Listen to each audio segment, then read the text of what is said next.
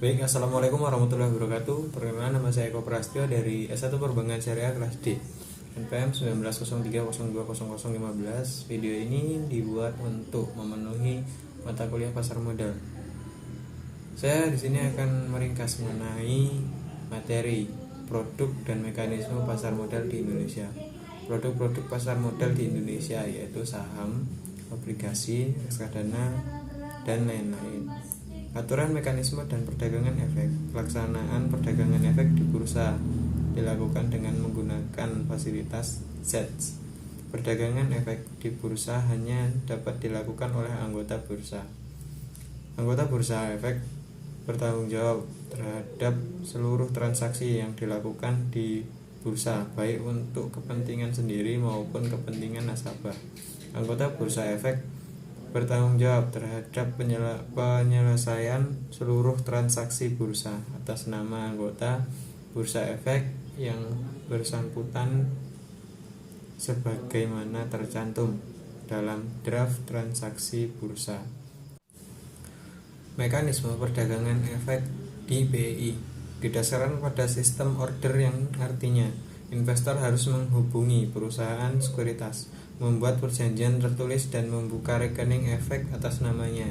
Perusahaan sekuritas kemudian menjalankan order yang diminta nasabah. Sebuah perusahaan sekuritas juga dapat melakukan transaksi pembelian dan penjualan saham atas nama mereka sebagai bagian dari portofolio perusahaan. Proses perdagangan saham di pasar modal melibatkan banyak pihak, diantaranya adalah 1. Sero pasar modal yang berisikan BI, KSEI, dan KPEI sebagai regulator perdagangan efek di Indonesia. 2. Perusahaan efek anggota bursa yang telah memperoleh izin dari OJK. 3. Biro Administrasi Efek. Yang keempat, lembaga kustodian atau bank kustodian. Kapitalis dan pasar saham. Kapitalis pasar adalah total jumlah surat berharga yang diterbitkan oleh berbagai perusahaan. Dalam suatu perusahaan kapitalis biasanya dihitung menurut nilai nominal. Saham preferen dan saham biasa dapat dihitung dalam nilai nominal. Nilai pasar yang ditetapkan atau jumlah yang diterima emiten. Selanjutnya ada penukaran obligasi dan penukaran tawaran.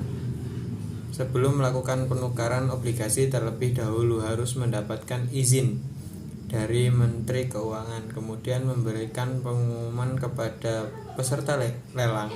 Pengumuman dilakukan selambat-lambatnya 5 hari kerja sebelum pelaksanaan.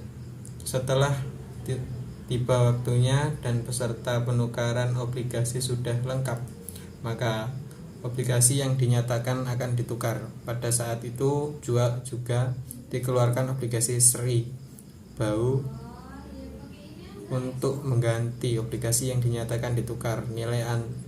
Nilai antar obligasi yang ditukar dengan penukaran tidak harus sama, namun obligasi penukar nilainya pasti di bawah nilai obligasi yang ditukar, sehingga untuk penukaran obligasi biasanya akan menggunakan penerbitan seri baru yang jumlahnya lebih banyak.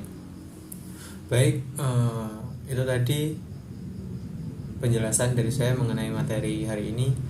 Apabila ada kekurangan saya mohon maaf. Saya akhiri, wallahul muwaffiq ila aqwamit thoriq. Wassalamualaikum warahmatullahi wabarakatuh.